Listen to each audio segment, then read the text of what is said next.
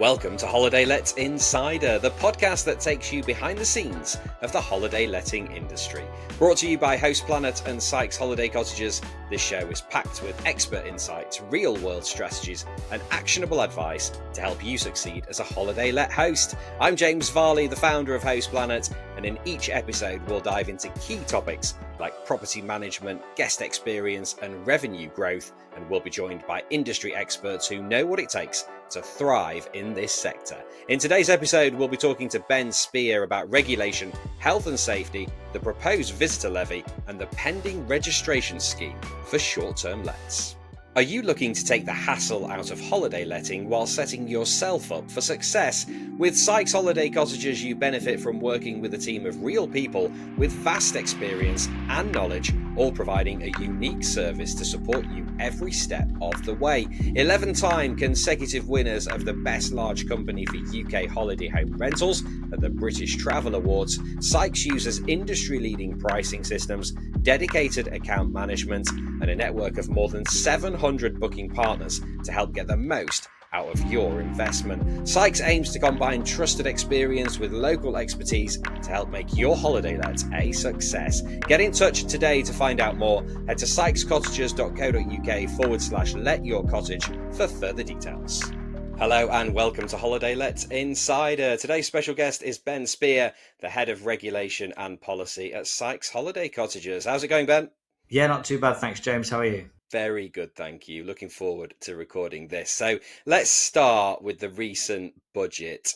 What did you make of it, including the proposal to give mayoralties the option of introducing a visitor levy? This is the thing that has caught most of the headlines in our industry. Yeah, it has. It has. Not exactly a pro-growth budget. For example, as you say, the tourism levy, the tourism tax, it's increasing taxes on an activity that these regional mayors no doubt want to encourage. And it's specifically overnight visitors too. So not those day visitors who contribute so much less when compared with the impact that they have. So I'm thinking cars strewn all over the bottom of Snowdonia, litter and so on. You know, it's day visitors that cause a big impact compared to the financial contribution they make to local areas. I appreciate that councils need more money, but tourism accommodation, like other businesses, already pay a significant number of different taxes. So really it'd be better to redistribute from Westminster to regions the existing taxation than add another one. It's not just the financial amount, but it's the extra admin for all those accommodation providers, platforms, local authorities as well. There's plenty of activity that the government doesn't want to encourage that it could have increased taxes on instead. And really, it risks sending people abroad when really we want to be tempting more people to holiday in the UK for the good of our economy and the environment too. So we'll definitely continue to lobby about visitor levies right across the UK. Scotland and Wales, local authorities there are considering levies too. We've heard some mayors already come out and say, "Oh yes, please, we want to introduce this." London Mayor, Manchester Mayor, North Yorkshire Mayor. What would your message be to them? It would be to think about price competitiveness. There is a whole wide world out there that people can travel to, and if you want people visiting your area, I completely appreciate the temptation to try and add a few pounds, but people are price sensitive, and it's hard to know the negative impact you're going to have on people thinking about where to go next. The UK isn't cheap to holiday in, and other places around Europe are, and you've got to be careful. As I say, lots of taxes already on holiday accommodation. Another piece of admin is not welcome. It's been spoken about quite a lot. It's been mentioned in the budget. It seems like it's going to happen, whether we like it or not. So if it does come in, what do you think it should look like? How should it be administered? It should be a national. It should be a national scheme. So it's what the Welsh have done. It's what Scotland haven't done. So a nationally set scheme. So it's this percentage or it's this amount per person per night. You either opt in or you don't, and it has to be as simple as that. It has to be clear. Ideally, it would be for visitors to log on to a central portal and pay that levy directly. There are all sorts of admin difficulties with expecting accommodation providers to collect it, do returns, report it. It would be far simpler to require, if it is a visitor levy and not a levy on accommodation, to get visitors to pay it directly to the authorities.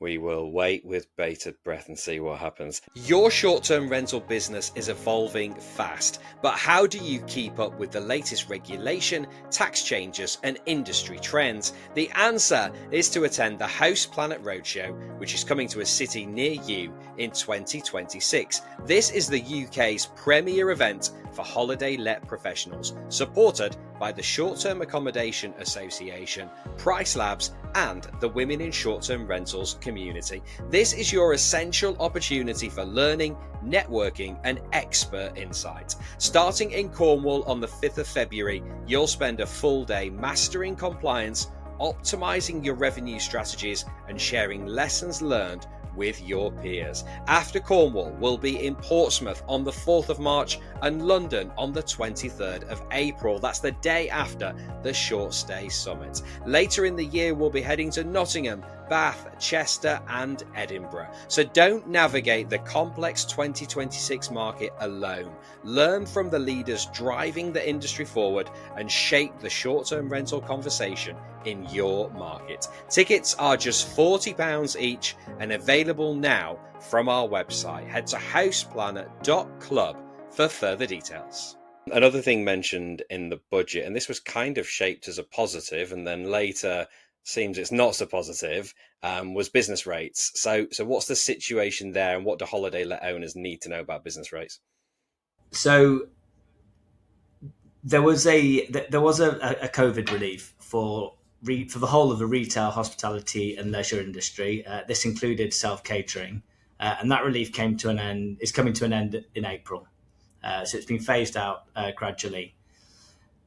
Governments have said across England, Wales, and Scotland that they're going to use lower multipliers to work out the rates payable for small and medium-sized businesses to account for that loss of that relief.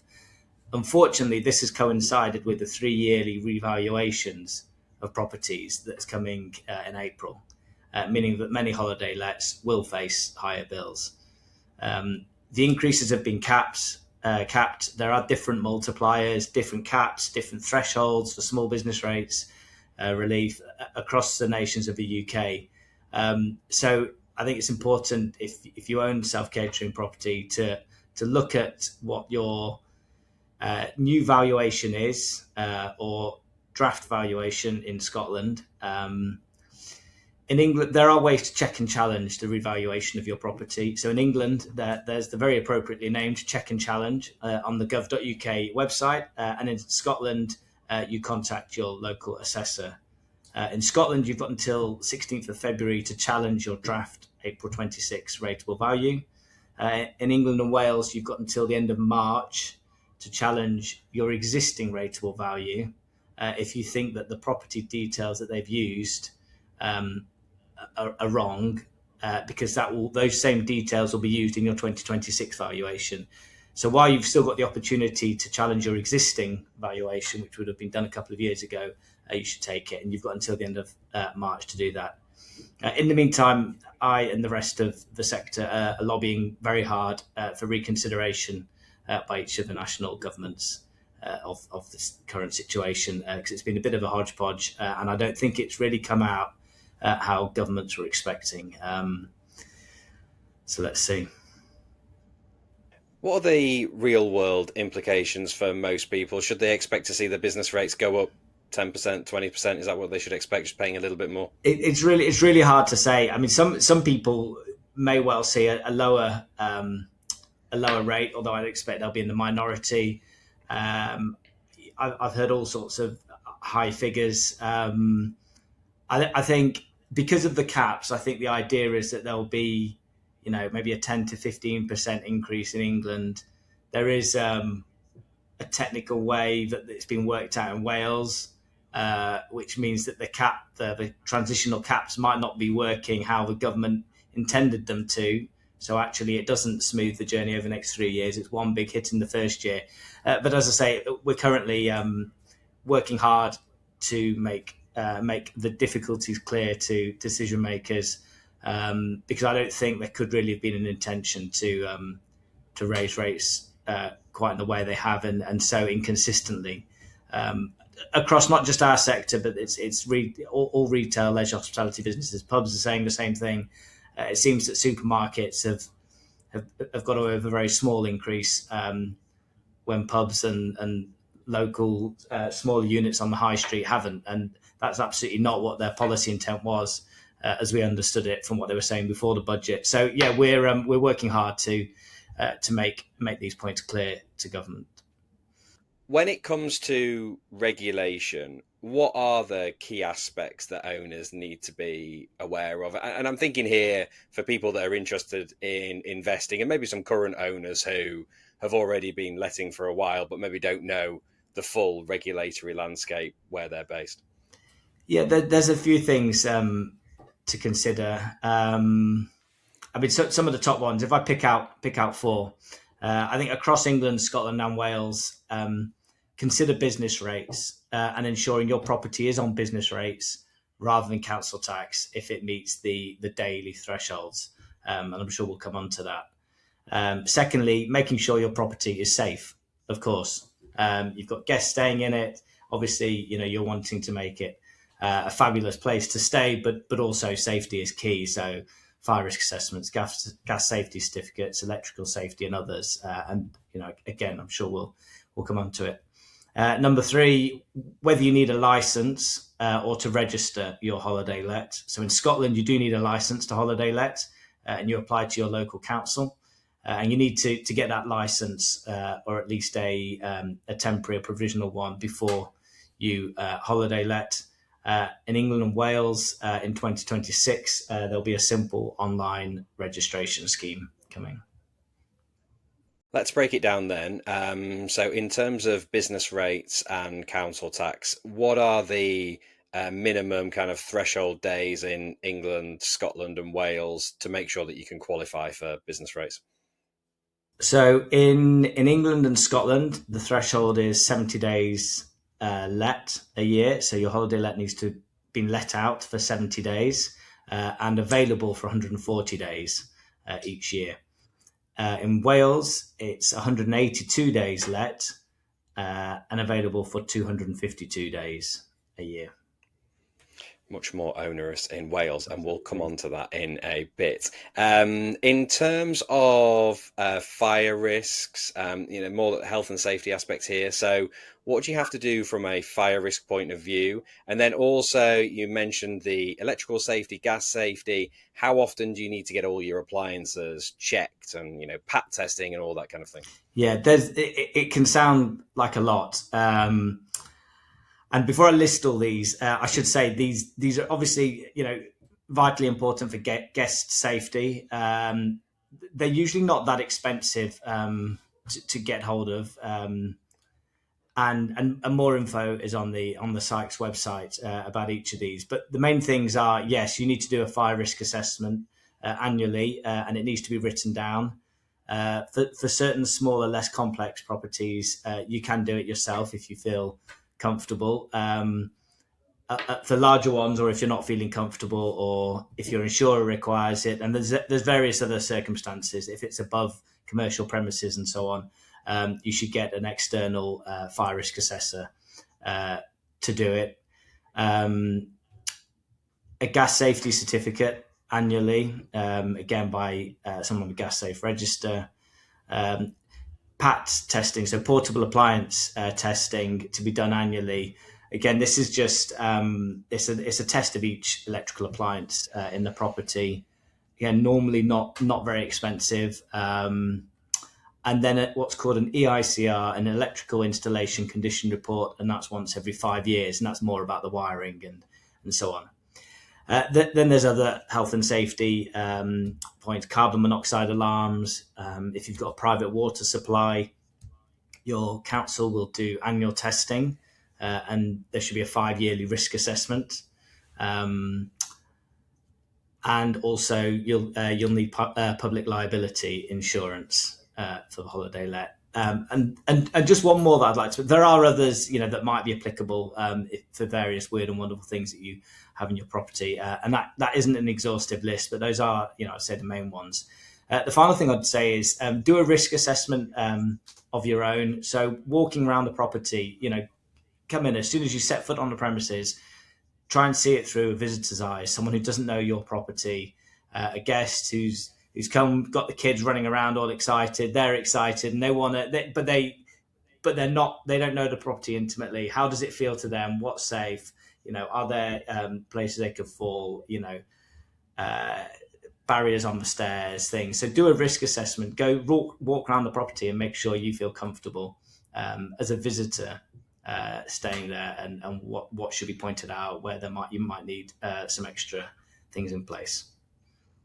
And we should probably mention as well, make sure you've got a suitable insurance policy as well. It will need to be something that allows holiday letting. A regular home insurance policy is not going to be sufficient. No, absolutely. Public liability insurance. There may be other insurances that you want, in terms of things in the property.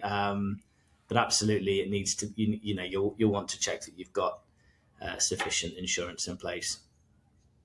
Okay, so let's run through those essentials then. We touched on it before about the threshold days in relation to moving from council tax to business rates. There's been a lot of controversy in Wales because their threshold is actually let for 182 days during a year, which is very high. What's been the impact of this, and is there any prospect of the rules being changed in Wales? Yeah, it's 182.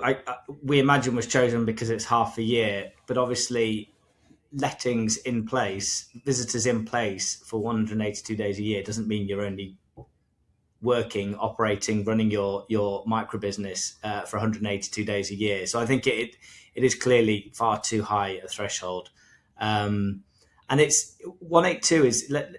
Let's go back to what this is for. It's considered a metric to identify whether a property is a genuine business or it's a second home.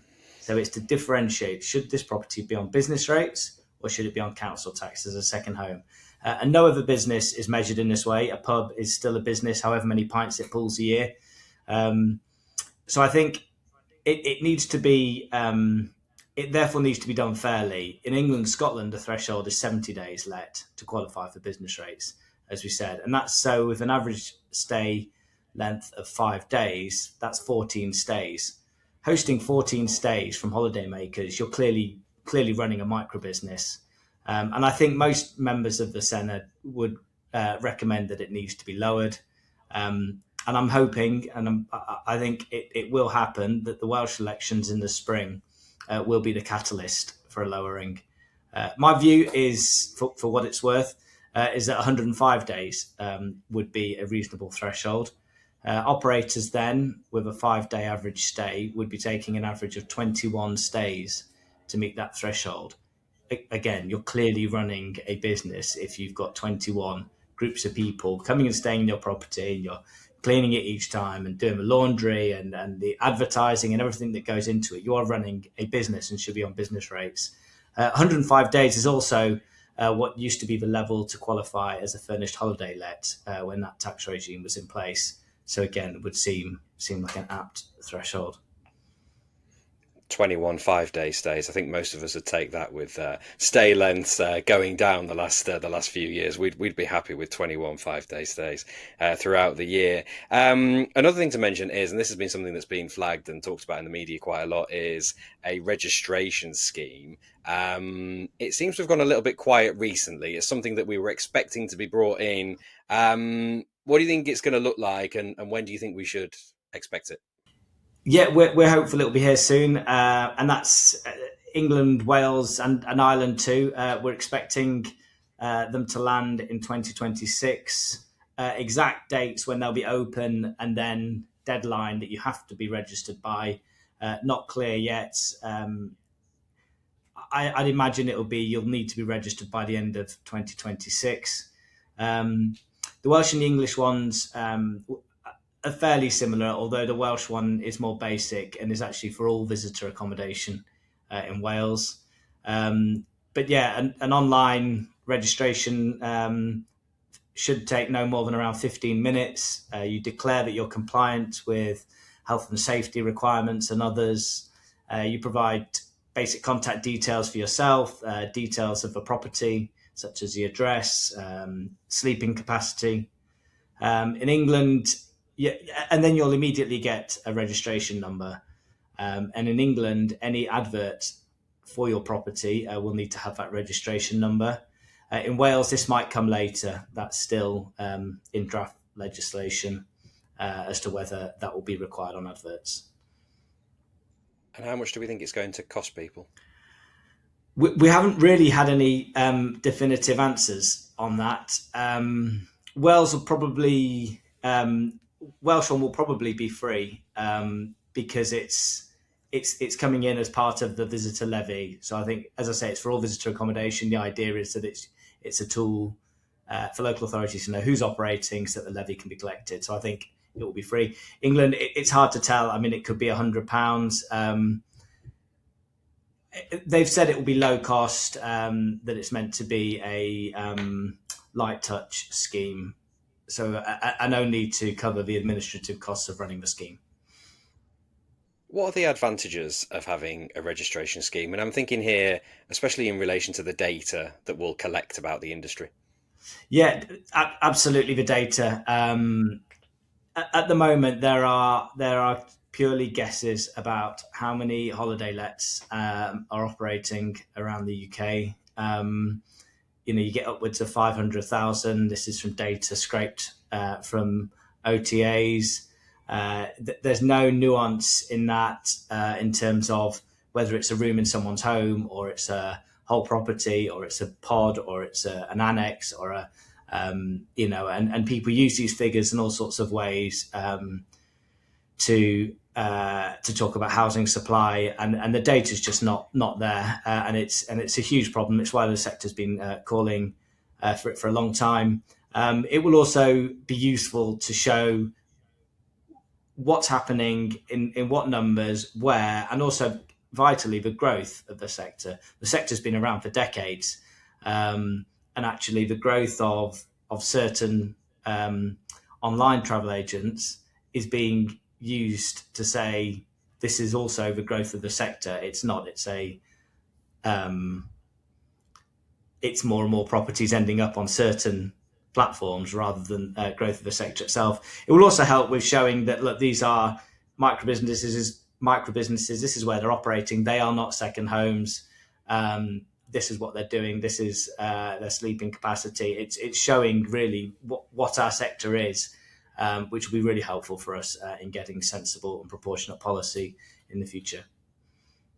Definitely makes sense. There have also been rumblings about EPC requirements. Now, we know about EPC requirements when we buy a normal residential property. You see whether it's rated A, B, C, all the way down to G or H or whatever it is. I think there are minimum EPC ratings now required for long-term rentals, and there's talk of this being applied to holiday lets, short-term rentals as well. What are you expecting in this area? What's the latest that you can tell us about this? Yeah, so there's been talk for a long time about EPC minimum ratings being applied to long-term lettings. There were a couple of consultations earlier this year on exactly that, on whether there should be a minimum of C for new tenancies from 2028 for long-term landlords. Long-term lets, and that's precisely because, as you say, when you buy a property or when you rent a property, you want to know how energy efficient it's going to be. You're going to be paying the bills. In those consultations, there was a couple of questions asking whether this minimum of C should also apply to holiday lets, where, of course, the guests aren't paying the bills, and so it's a very different situation. It was a genuine question. I don't think it was a tick box consultation. The sector and others have responded very forcefully to say that there shouldn't be a minimum rating of C for holiday lets. There is no fuel poverty in holiday lets. The kind of property that is a holiday let, the owner's already doing all they can to make them energy efficient, precisely because a lot of them aren't by nature of their age and their fantastic quirkiness, which makes them so attractive as somewhere to stay for a short break. So we're hopeful that this won't be required. We've been involved in petitions, in speaking to officials in various departments in government, ministers, MPs. There've been questions asked in Parliament, all sorts, to try to make clear that this isn't unnecessary, and it could have a huge impact if all holiday lets had to reach an EPC rating of C or spend up to £15,000 trying, and that's on a part of the tourism sector which is contributing hugely to the boom that we've had in the last few years of staycations. So it's a real anti-growth measure. If it came in, it would put prices up. It could have all sorts of ramifications. Ironically, that would just drive more people to travel abroad for their holidays, which, from an environmental perspective, is not what the government are seeking. So we're hopeful. At the moment, we don't know. Those parliamentary questions, our questions of officials, have all came back with a response that they're looking at it. They've heard everyone's views. And a decision will be announced in due course. So we'll keep going. We're still making the case for it, and let's see. As ever, beware the unintended consequences Absolutely. of forcing people to go abroad and have all the emissions on the plane. Especially new owners here. What do they need to be aware of in relation to planning permission? I've got personal experience of this. I remember I bought a property and the local council said to me, "Oh, you might need planning permission." I said, "Well, I either do or I don't. So, tell me." They didn't know. And in the end, they just put me on business rates. But this will be something that people experience. Will they need planning permission? There is no simple answer, as with all of this. It varies. It varies across the UK. I can give a very clear answer in two parts of Scotland, in Edinburgh and Badenoch and Strathspey in the Highlands.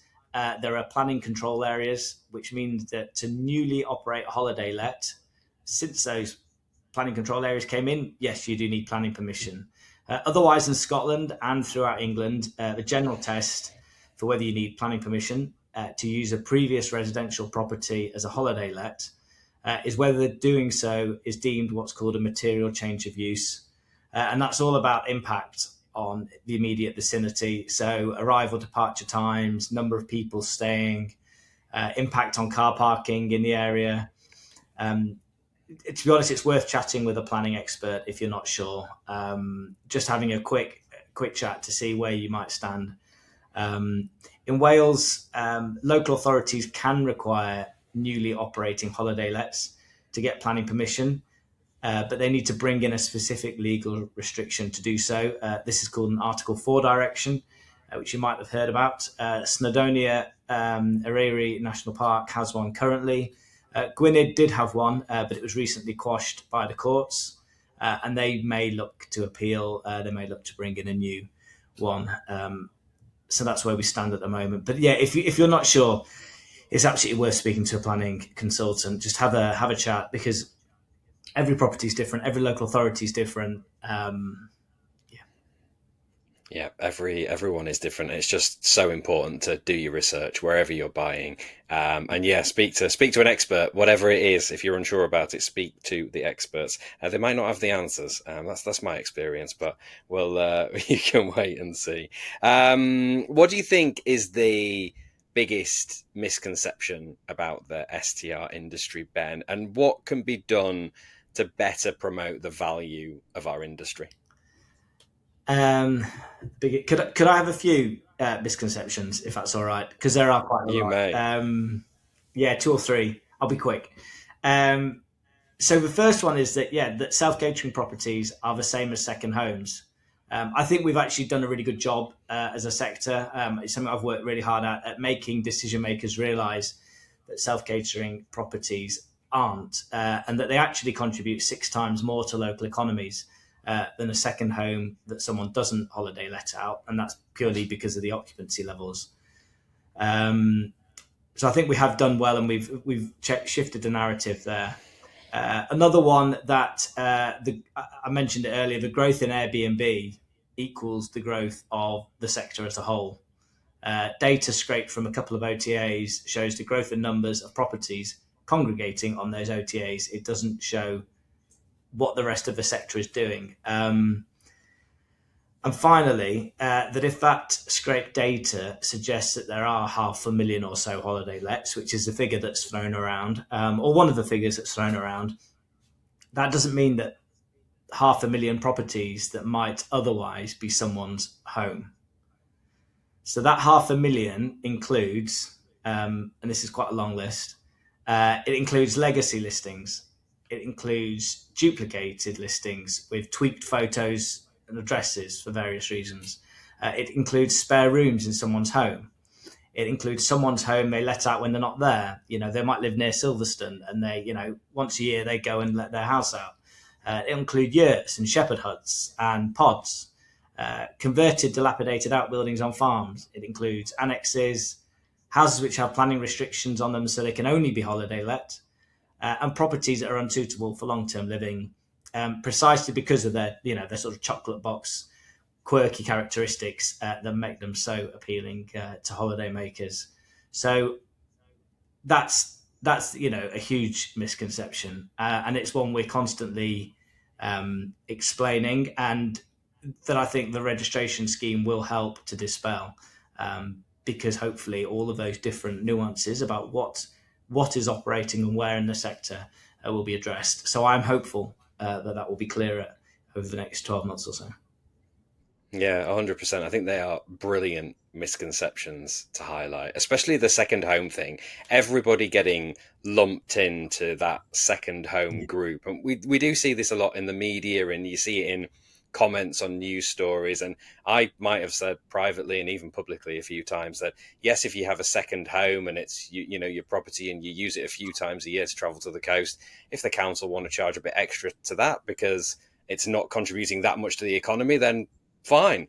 But with short-term rentals, holiday lets, they are a net positive for the local economy. Like you say, they're bringing in 6 times more revenue than a second home. And if holiday lets go, that's bad news for the pub. It's bad news for restaurants. It's bad news for all those businesses nearby. So it's bad news for the cleaners, et cetera, the handymen, electricians, pat testers, all this kind of thing. So yeah, I think it's really important to make that differentiation. And then with the 500,000 figure, something like this, I mean, the big thing for me is the duplication. I mean, the vast majority of property managers, if they've got a property, they're going to be listed on multiple platforms. I mean, if somebody lists with Sykes, for example, you guys put them on so many platforms, and if all those are being counted, then it's one property, but it might be counted 20, 30, 40 times with a number of platforms. It's crackers. And I think there's an attempt to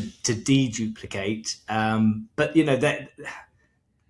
there are reasons why there'll be different pictures, different addresses used, different on different sites for different reasons, so that deduplication can't be completely successful. Just on that second home point, when the furnished holiday let tax regime was abolished earlier this year, one of the reasons given was because we've got to do something about second homes. Well, the whole point was that you couldn't qualify unless it was let for 105 days a year. So it's a real failing to understand that these are micro businesses. And as I think we've got better, I think the sector has managed to get the message across better on that. And I think, it's painstaking to speak to all the parliamentarians, all the officials, but I think we're getting there at getting that message across well. And I think people understand now. Yeah, I mean, would they ever say the same thing about, we need to get rid of a few more shops, we need to get rid of a few more pubs and a few more retail businesses? I mean, yeah, bonkers.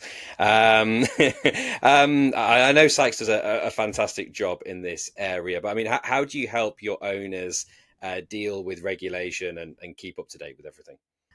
Yeah, we all sorts of ways.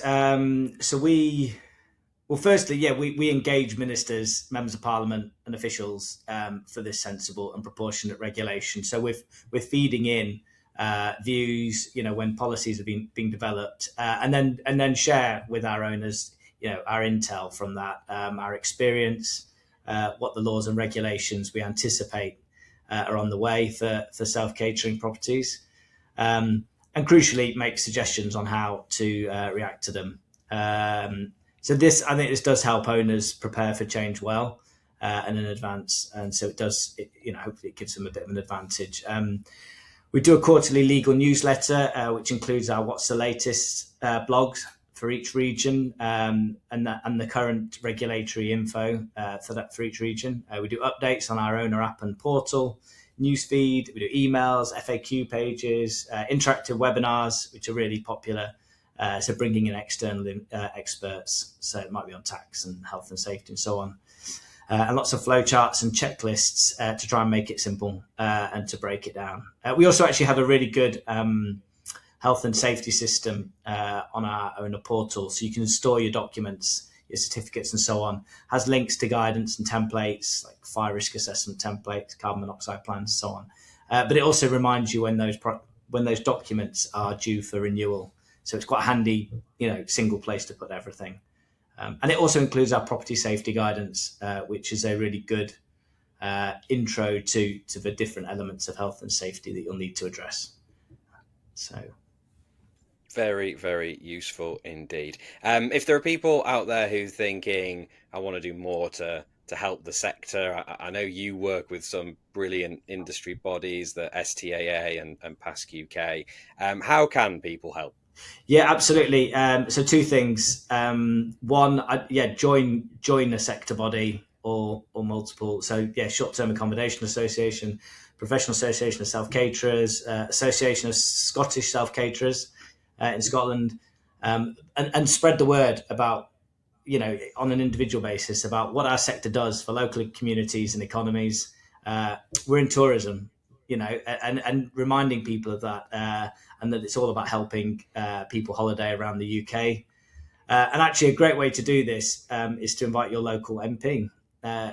Invite them to your holiday let micro business. Show them what you do and who you employ, and the pubs that you recommend your guests go to, and the attractions and all of it. I'm always struck when I go to self-catering property, those welcome booklets and the walks and and you might spot these animals, or you might, this pub's a great one for this kind of meal, or this attraction, and that's what this sector does. So it's, I think those are the good ways, and showing your local MP that that's what you do is, I think, a really powerful way. Definitely. Great tips. Ben, it's been a real pleasure. Thanks for joining us on Holiday Let Insider. Absolute pleasure. Thanks, James. Great chat to Ben Spier there from Sykes Holiday Cottages. I hope you found that episode useful. All right, that's it for today's show. If you're keen to work with Sykes, head to sykescottages.co.uk/letyourcottage. And for more free education, tips and trends from the STR industry, visit houseplanet.club, where you can sign up for our newsletter, listen to our podcasts, and download a suite of ebooks for hosts and property managers. That's it for today's edition of Holiday Let Insider. Until next time, happy hosting.